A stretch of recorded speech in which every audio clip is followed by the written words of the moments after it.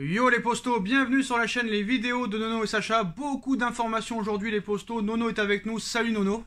Salut Sacha. Alors Nono, juste pour revenir quelques secondes sur la victoire du Paris Saint-Germain hier 4-1, honnêtement, tu trouves pas que le match était trop facile? Eh ben Sacha, je vais te dire, première mi-temps très agréable, très bonne combinaison de jeu. Bon, à côté de ça, faut relativiser parce qu'on a eu un FC Bruges très faible, avec aucune intensité. Donc à voir dans les deux prochains matchs de championnat contre Monaco et Lyon. Tu trouves pas qu'on se dépense plus dans un match d'entraînement contre des U19 que contre Bruges? On n'a pas vu les joueurs suer hier. Hein. Ah, hier, ils n'étaient pas à l'agonie. Hein. Bon, je vais te dire, ils se sont rendus le match facile quand même. Hein. Mais la deuxième mi-temps a été l'égale des autres matchs qu'on a vus. Oh Nono, l'équipe de Bruges en face, on aurait dit des robots. Non, mais je sais, Sacha, c'est pour ça qu'on ne peut pas porter de jugement. On n'avait pas grand monde en face, donc c'est très difficile à analyser ce match. Eh ben on enchaîne avec les informations, les postos. Depuis hier soir, depuis l'information de la Cadena Ser, Nono, t'as pu entendre parler de ça. Le PSG cherche officiellement un remplaçant à Mauricio Pochettino. C'est annoncé par la Cadena Ser hier. Donc les dernières infos sur Zidane. Au moment où on parle, et au moment de sonder aussi l'entourage de Zidane, le PSG a obtenu une réponse plus que positive. Et honnêtement, Doha ne croyait pas que ça pourrait être positif aussi vite, annonce la Cadena Ser. Donc discussion en cours, mais ça ne veut pas dire que Zidane dira oui. Apparemment, d'après Manu Caleno, il se dit que Paris va passer honnêtement à la vitesse supérieure et va officialiser la chose avant l'épiphanie. Alors je ne sais pas ce que ça veut dire l'épiphanie, je ne sais pas ce qu'il parle exactement. L'épiphanie, je pense que c'est avant l'année civile 2022, c'est ça? Je pense que c'est ça. Donc au sujet de Zidane, la Cadena Ser se demande si son éventuelle venue pourrait avoir un lien avec la stratégie du PSG pour tenter de conserver Mbappé et de le prolonger. Paris est quoi qu'il en soit optimiste pour Zidane et selon la radio espagnole, ça discute profondément. La balle est désormais dans le camp de Zidane. Qu'est-ce que tu penses réellement, Nono, de toutes ces informations? Eh ben moi je vais te donner mon opinion. Moi je pense que tout va dépendre des deux prochains matchs. Monaco et Lyon, qui sont quand même deux belles équipes. Si ils doivent perdre ces deux matchs, je pense que Zidane sera là en plein milieu de saison. S'il gagne les deux matchs, je pense que Pochettino finira la saison et que Zidane viendra début de saison prochaine. Alors malheureusement, Nono, c'est pas pour te mettre en danger, mais cet argument ne tient pas réellement. Pourquoi? Parce que le match contre Lyon est le 9 janvier. Paris veut se débarrasser de Pochettino avant le mois de janvier. Bon, de toute façon, je vais te dire, moi, c'est mon souhait qu'il s'en aille. Parce que j'ai quand même vu une deuxième mi-temps hier laborieuse. Donc, je vois pas en quoi il pourrait nous faire progresser. Donc, mon souhait, c'est que Zidane arrive au plus vite. Alors, d'après Manu Calelo de la Cadena Ser, la victoire du PSG face à Bruges hier ne change absolument rien. Et les prochains matchs ne changeront absolument rien, que ce soit défaite, victoire ou match nul. Eh ben, je suis du même avis. Je pense qu'il arrive au bout du bout et bienvenue à notre ami Zidane. Alors j'ai une question. Je vois plus ce qu'il peut nous apporter. Je vois pas une progression. Je ne vois pas un fond de jeu qui s'améliore. Je ne vois pas un collectif qui s'améliore. Donc je pense qu'il est temps d'arrêter il est temps d'arrêter, tout simplement. Alors j'ai une question à poser aux commentaires, aux abonnés et aussi à Nono. Qui de Zinedine Zidane ou Mauricio Pochettino sera sur le banc de touche du PSG en 2022? La réponse est désormais imminente. Quoi qu'il en soit, l'émir du Qatar ayant offert le poste à Zizou, dites-moi en commentaire si ce sera Pochettino ou Zidane. Honnêtement pour toi Nono, qui sera coach le 2 janvier prochain pour ce match de Coupe de France? Si bien sûr le PSG se qualifie en 16e. Je pense qu'on est à la fin de Pochettino. J'avais des doutes au départ, mais je pense que plus ça avance et plus Zidane approche du banc, et je pense que ça sera Zidane. Donc pour toi, tu changes d'avis, Zidane sera coach début janvier? Eh oui, Sacha, il n'y a que les cons qui changent pas d'avis. Au départ, je te disais non, je reconnais, mais je pense que début janvier, il sera là. Bon, de toute façon, ce média espagnol explique aussi qu'il tempère un petit peu les choses. Cependant, ayant pris conscience du problème posé par l'absence de stratégie et de jeu de Pochettino et par la montée de la grogne dans le vestiaire parisien, alors apparemment, Nono, ils sortent une info aussi comme quoi Messi force pour que Zidane arrive et ne parlerait plus à Pochettino depuis sa sortie contre Lyon en Ligue 1 il y a quelques mois. Ça t'évoque quoi? Eh ben c'est ça qui me fait penser que Pochettino va sauter. Parce que s'il a Messi contre lui, ça veut dire que Messi a quand même une influence dans le vestiaire et que je pense que les joueurs vont le suivre. Et puis moi je le dis et je le répète, je pense qu'ils l'ont lâché. Je pense qu'ils l'ont lâché. Le système de jeu de Pochettino leur convient pas du tout. Je te fais remarquer quand même qu'hier, Messi a été quand même replacé au cœur du jeu et je trouve que ça a été beaucoup mieux. À Zinedine Zidane maintenant de décider si oui ou non sa carrière va désormais passer par le Paris Saint-Germain, mais à Doha en tout cas, on ne rêve plus que de cela. La fin de l'année étant très proche, des décisions devraient donc rapidement intervenir, et cela au moment même où le PSG abat ses dernières cartes pour tenter de prolonger Kylian Mbappé. Alors est-ce que l'atout Zizou sera décisif dans ce dossier, Nono? Ah bah là Sacha, je change pas d'avis. Pour moi, il s'en va. D'accord. Voilà, je te dis sincèrement, je change pas d'avis. Malgré Zidane, je pense qu'il a envie de partir. Alors il y a plusieurs... Ça n'empêche pas qu'il est irréprochable. Pour un mec qui est en fin de contrat, il est irréprochable. Il donne le maxi de ce qu'il peut. Hier encore, il a été étincelant. Donc je suis triste qu'il s'en aille. Bon, il a envie d'aller voir ailleurs. Bon, ben je dis tout simplement merci Kylian. Alors il y a plusieurs choses, faut pas aussi croire que Nono est le père de Kylian Mbappé, hein. Il peut se passer quand même plusieurs choses. Alors certes, je suis d'accord avec Nono pour dire qu'il y a de très grandes chances qu'il quitte le PSG gratuitement et qu'il aille au Real Madrid, ça c'est un fait. Mais apparemment, honnêtement, en interne, on y croit toujours. Il est libre en fin de saison, la star n'a pas encore décidé officiellement de son avenir. Hier, il a fait encore une démonstration, hein. Il croule sous les compliments et les bonnes notes. 8 dans le Parisien, 8 dans l'équipe. Tu l'aurais donné plus, toi, ou moins? Honnêtement, très brièvement, très brièvement. Oh, ben moi, c'était entre 8 et 9. Entre 8 et 9. Donc, son contrat s'achève en juin prochain, comme vous le savez. Pour l'instant, malgré plusieurs propositions transmises dans un premier temps par Leonardo et désormais par Nasser, Mbappé n'a toujours pas accepté de prolonger son contrat avec Paris, ayant clairement fait savoir qu'il avait demandé de rejoindre le Real l'été dernier. Mais voilà, que les dirigeants parisiens aient refusé de le laisser partir au Real, peut-être qu'ils ont des choses qu'on ne sait pas, des infos qu'on ne sait pas, ça c'est sûr et certain, ils sont propriétaires du club, mais voilà.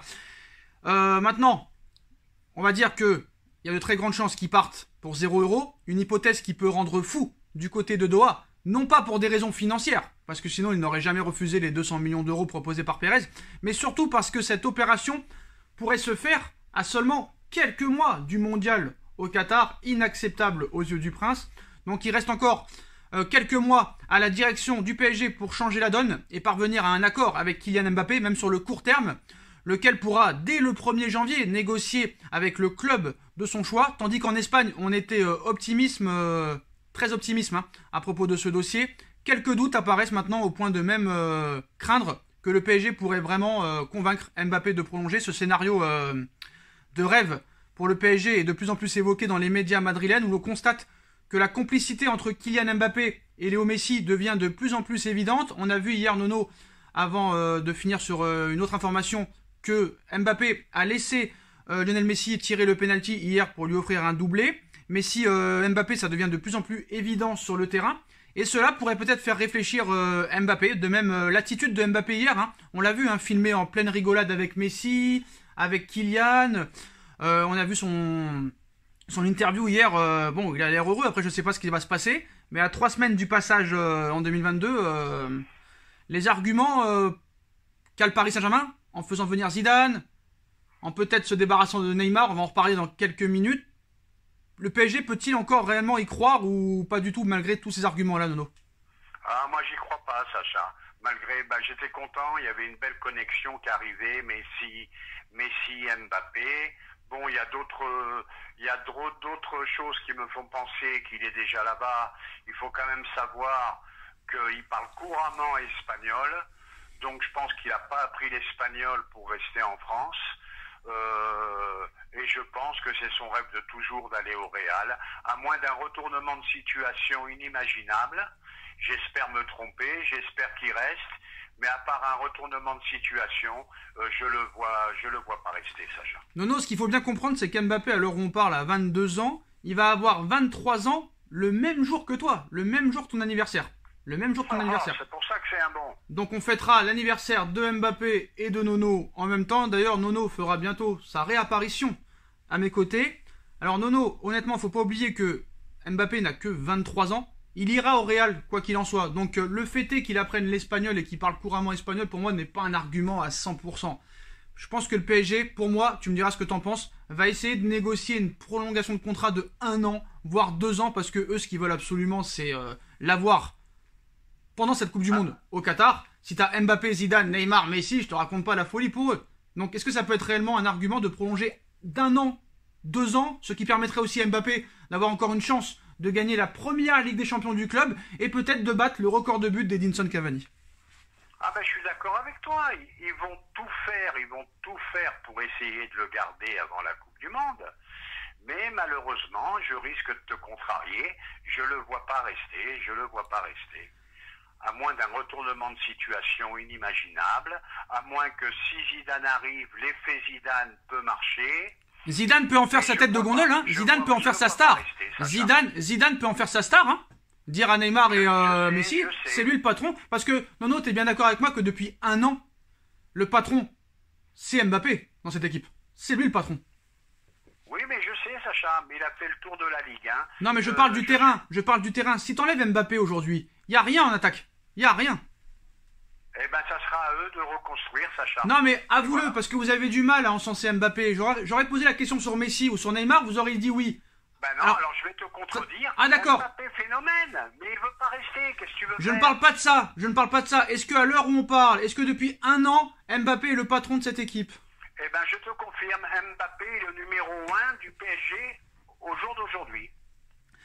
En tout cas, ce n'est pas le cas de monsieur Neymar Junior qui serait prêt à claquer la porte du PSG dans les prochains mois. Encore absent au moins 1 mois et demi après sa blessure contre l'AS Saint-Etienne, Neymar n'apprécie pas de savoir que le PSG chercherait un attaquant dès cet été. Et cela pourrait l'inciter à demander un bon de sortie. Donc on se rappelle, victime d'une grosse entorse, une fois n'est pas coutume, lors du match contre Saint-Etienne. Neymar ne reviendra pas à la compétition avant le début du mois de février, comme tous les ans à peu près.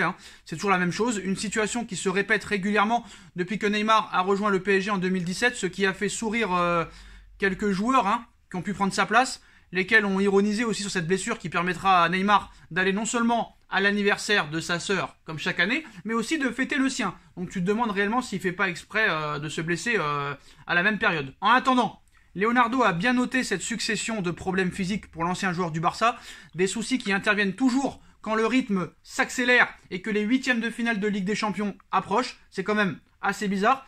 Donc, tandis que Leonardo bosse sur l'éventuel départ de Mbappé, on sait que la priorité se nomme Erling Haaland, il doit également avoir dans un coin de la tête, parce qu'apparemment Nasser, Doha, tout ça commence à en avoir marre des pépins physiques et de Neymar aussi, qui est devenu un intermittent du spectacle maintenant sous le maillot du PSG.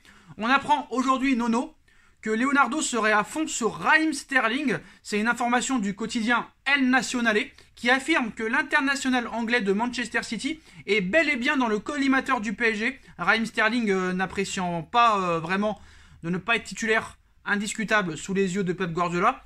Il est prêt à changer d'air, y compris pour rejoindre Paris, où contrairement à Léo Messi, qui a dit qu'il était perturbé un petit peu par le froid, lui il a l'habitude en Angleterre. Donc les dirigeants de City seraient prêts à vendre le joueur anglais pour 80 millions d'euros. L'ailier gauche étant lié jusqu'en 2023, ils chercheront à le vendre à 1 an de la fin de son contrat. Il a été évoqué au Barça, mais comme le Barça n'a pas d'argent, il n'aura pas les moyens, ce sera impossible pour eux de payer ce transfert. Le PSG serait un des favoris.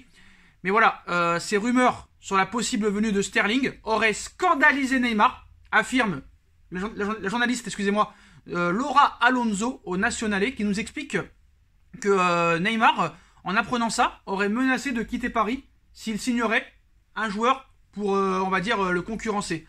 Donc du côté du clan Neymar, on est persuadé que malgré son contrat jusqu'en 2025 et un salaire XXL, on pourra facilement lui trouver un autre club. Le média espagnol dit que Chelsea et United seraient intéressés pour accueillir Neymar. Donc à Nasser de savoir s'il faut donner une dernière chance à Neymar, qui a été recruté pour 222 millions d'euros, ou s'il faut d'ores et déjà tourner la page, avouer qu'on s'est trompé, avouer que ça a été une douille, une question qui est forcément brûlante à l'heure où le PSG pourrait voir partir Mbappé. Qu'est-ce que tu en penses de Neymar et de ces informations? Eh ben Neymar, alors je vais pas faire comme tout le monde. Neymar, j'étais super heureux quand il est arrivé. Malheureusement, ça a été un grand flop. Blessure sur blessure. Il n'a pas été si décisif que ça en Ligue des Champions. Il accumule les blessures, il accumule les absences. Donc moi je dis, si Neymar est vexé que le PSG cherche éventuellement un remplaçant, eh ben qui se vexe. Moi je suis prêt à l'accompagner à l'avion. Et puis Sterling ne me déplairait pas du tout. Voilà un joueur irréprochable qui court, qui est bon joueur, qui a du talent. Donc Neymar, ça serait pour moi, ça serait pas une grosse perte. Mais je dois dire malgré tout que c'est une grosse déception le rendement qu'il a eu. Et puis je vais te dire, Sacha, se l'encaper encore pendant 5 ans, ça a été encore, on va dire, je me répète, ça a été une erreur colossale. 3 ans et demi. Donc, excuse-moi si je me trompe. Toi, tu nous avais expliqué que tu préférais un Mohamed Salah ou un Sadio Mané. Amenez-moi Mohamed Salah. Amenez-moi Mohamed Salah. Je vais le chercher à l'aéroport et je l'amène au camp des loges moi-même, gratuitement. Voilà, donc Salah lui aussi sera en fin de contrat en 2023. Peut-être que Liverpool, s'il ne trouve pas de solution pour le prolonger, pourrait s'en séparer et pourrait le vendre. Alors Nono, j'avais une question à te poser. Est-ce que pour toi Neymar est un joueur de papier, une star de papier, un champion de papier qui a en fait été fabriqué par les médias et par les supporters? Joueur bourré de talent, mais malgré tout joueur fragile, joueur qui ne tient pas une saison dans des championnats un peu physiques, un peu difficiles. Et je maintiens que ça a été une erreur. Est-ce que tu penses qu'il sortira de l'ombre du grand Lionel Messi et du grand Kylian Mbappé un jour? Non, il est à des années-lumière. Il est à des années-lumière des deux. Et bah voilà qu'on en reparlera sûrement. Merci Nono pour cette vidéo. Les postos, dites-moi en commentaire ce que vous en pensez. On like, on partage, on commente, on s'abonne et on se retrouve très vite avec Nono pour de nouvelles vidéos. Salut Nono et merci à tous. Salut Sacha. Tous.